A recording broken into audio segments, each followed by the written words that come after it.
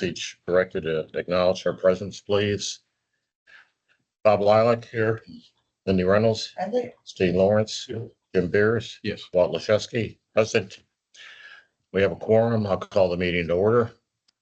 Item number 2, would you kindly stand and join me as we pledge allegiance to our country and state flags? I pledge allegiance to the flag of the United States of America and to the republic for which it stands, one nation, under God, indivisible, with liberty and justice. Honor the Texas flag. I pledge allegiance to Texas, one state, under God, one indivisible. Thank you very much, everyone. Has anyone signed up for public comments? Okay. Item 4, consideration and act on request for adjustments. Mike, are there any adjustments? All right, we'll move on. Consent agenda. Does any director have a request to remove any item from the consent agenda? All right, do I have a motion and a second to accept the consent agenda? So moved. I'll second. All in favor, say aye. Aye. Any opposed? All right, motion carries. Moving on to item 10, receive the regular monthly SJRA report. Chris? Reports in your package, pages 14 to 31. The only thing I wanted to add is prior to the meeting, I passed out blue flash drives that look like this. They say MUD 1 on there. This will have all the wastewater strategic plan information, all the AC water line information, the project plan, the presentations, as well as every contract between MUD 1, the River Authority, and all supplemental. So a lot of good data in there to read. And if you have any questions on anything, or you see something that you don't know, expecting on there, let us know. Or next month, y'all can just give a book report on everything you read. You can do that. In any type of order, you just. Yeah, just. You're gonna have a quiz? If it's a pop quiz, I'm not checking. Unless you have any questions. Anybody have anything for? All right, thank you. Item 11, receive an update on the water reclamation facility. On pages 32 and 33 in your packet is an email that Ed sent to Shelley. There's no action item on this today. What we're looking for is at the July trustees meeting for a vote from the trustees. This is a proposed study for wastewater plant 1. So what we're looking at doing are the bullet points here. First is to consider the alternatives of a conventional wastewater plant versus a MBR, membrane technology plant. Also, compare alternative delivery methods. Traditionally, how we do projects is called CSP, competitive seal proposals. We take a mixture of 50% of the cost and 50% of the qualifications to determine the best quality for the river authority. The other option we're looking at is a CMAR method, where you actually have a contractor involved during the design to do the help of the value engineering to get a better price and product at the end of the day as well. So that's another thing to evaluate. Prepare site layouts and cost estimates for both facilities, conventional versus MVR. And also look at the manpower needs. This is not the external needs, this would be internal. So if we're going to be looking at any additional staffing needed on the technical services side, construction managers, inspectors, engineers, whatever else, evaluate the delivery method, and then what manpower is needed for each of those delivery methods. Yes, sir. Yeah, is there a different land requirements for an MBR versus conventional? Not really given the current site layout. The MBR, in both cases, we're looking to build a new facility around the existing one because the existing one has to stay in operation. So the land's going to be needed in both cases. At the trustee meeting, I first heard about the issues with surge and rain, a lot of rain. We won't need extra room for storage or anything like that if something like that were to happen to an MBR plant.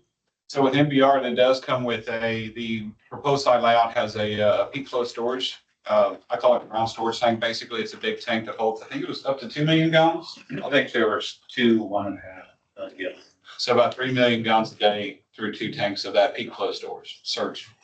And that we would expect that to be enough, or does that just bring us up to the 18 million? That actually, when they modeled the last rainstorm that we had, it said if everything worked perfectly, it would handle that 32 million gallons a day. Cool. Still debatable about that because everything has to work perfect, but it shows them all that it would. Thanks. My understanding, I think from Eric, was that you could not use a storage facility for a conventional plant. Did I understand that wrong, or, I mean, similar to what you're proposing for the MBR? For overflow? I'm not sure what the conversation was. You can use a P-flow storage in any capacity. City of Conroe, for example, they have an uncovered basin, but behind their plant off of 336, they have an equalization basin. Heavy flows come in, it's just 5 million gallons. Water comes in as they need to, they can pull it back out. And it's a conventional plant. So no action today, but I'll be glad to take any questions. We got Dan and Justin here in case you have any additional questions, but study is expected to take 6 to 8 months to complete. Probably start in 2-3 months if it's approved. Will this study also, Repair in place? Correct. Yes, it's- It is a repair and place option. will this study also include the estimated cost of construction labor over a time frame? It would be part of the cost estimates. Let me back up to what I just said. It's not a repair in place, it's a replace in place. So it's a one-time go through and replace the existing plant where it is. And then in that scenario, you would not need the additional land. Long term. All right, any questions, any other comments? All right, moving on to item. Well, before we leave that, what I think the River Authority was looking for was to get direction from the trustees at next month's trustee meeting on whether to move forward with this study. So we don't have an action item on the agenda today to officially give action, but if y'all have feedback for your trustee, now would be the time to have that discussion and give feedback if you support a study like that for your trustee to vote on next month. Well, since there's been such a big change in the cost of the MBR plant, and that's been updated, and we're now looking at substantially more money than was originally estimated, it is appropriate to go back and relook at the conventional. And as you know, one of the things that's been in my crawl is the discounted cash flow analysis, because we have different streams of capital and operating costs. And that model is still available, so. And also, actually 3 directors within 2 years or less. I've been mentioning the boards, just kind of rough math. I think we've got 34 or 35 directors who have 2 years or less, who've been on the board for 2 years or less out of 45 resident directors. That's a large number. So a lot of the historical knowledge that, went through stakeholder meetings and all that is gone. So that's part of the impetus, I think, for the River Authority to go back through this exercise, is to help provide information for this huge number of newer directors. So if anybody wants to get caught up, there's what we've got over the last 2 years, 3 years. Also on the flash There's drive. probably a lot more of that on the years. On there. So we don't have to take a vote on anything. No, but I mean, trustees are, if the directors are agreeable. I think a new study would be good. Yeah. Comparing. I think it's a no-brainer, really. Yeah. Of course. All right. Item 12, consider an act on previous supplemental agreement. Well, basically, this letter pretty well identifies that I don't think we need that supplemental agreement anymore. Residents I've spoken with about the 10-year plan stated a simple goal: keep water clean, cheap, and safe. That's what they're asking for. The aging infrastructure is certainly a challenge, but it's not insurmountable. And I think the supplemental agreement that was approved a couple of months ago, with the latest changes, like I said, never before seen voter interest in this as well. And now we're going to be going into a 6 to 8 month holding pattern. So I just don't think those figures are necessary in that supplemental agreement. So I would like to move that we consider that now and discuss it, how we for reasons to cancel it. So I could ask for this to be placed on, in consultation with the River Authority, for this to be placed on all of the MUD agendas. And it is to consider revoking the prior approval of the supplemental agreement, because the supplemental agreement was prepared back in, I think, January by the River Authority, based on the assumption that they were moving forward with the new MBR plan, and it had the list of, the components that were going to be included in that. Now that, the River Authority's taken a step back and doing this initial, presumably with trustee approval next month, doing this additional analysis, it's premature to have that agreement in place moving forward with MBR. So I think the recommendation at this point is for districts to take action to revoke the prior approval. Since the River Authority hasn't approved it yet, the district can pull back the previous approval. You don't have a contract that's been approved by both parties that would require a mutual termination. You just have one party that's approved a contract, the other party hasn't. So the district can unilaterally take action to revoke that prior approval for consideration at, a future time once the study's done and there's agreement on how to move. So that makes sense. We could do that now. I move we can discuss it and then vote on it. So do we need to revoke it or just take no action? Yes, we need to the prior approval, because again, that was based on the moving forward with the new plan on the NVR. We're revoking something that hasn't been approved. I guess something that has been approved. This month. We voted. Okay. But the River Authority has not, and they are not planning to. Oh, I see. So this is gonna be on all the MUD agendas, Yes. so it really makes us mute compared on what the latest changes are. I mean, so. All right, is there a motion? So All moved. right, all those in favor say aye. All right. Any opposed? All right, motion carries.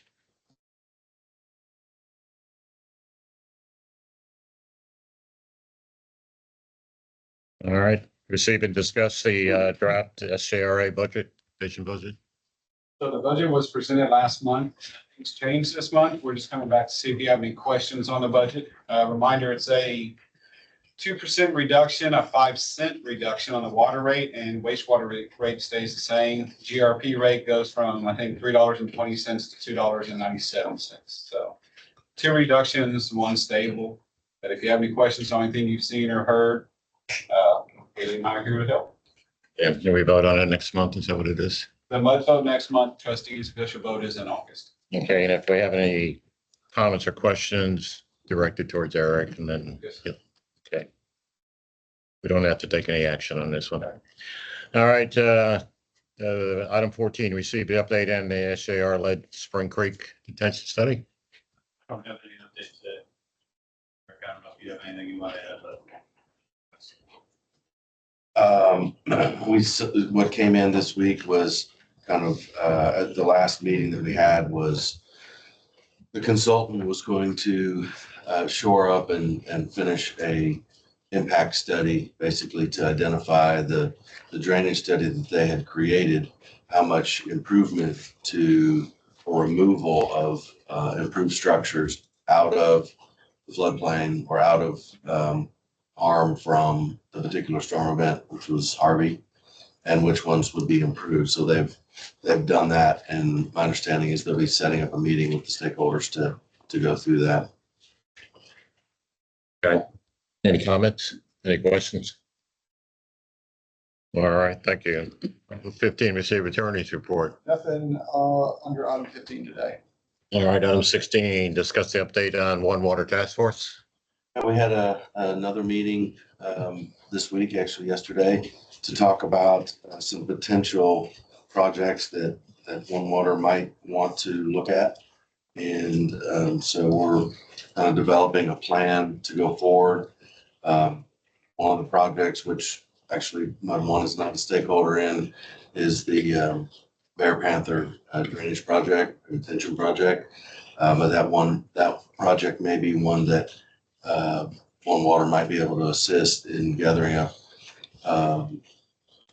funding from various entities across the region. So that's what they will be looking forward to at this point.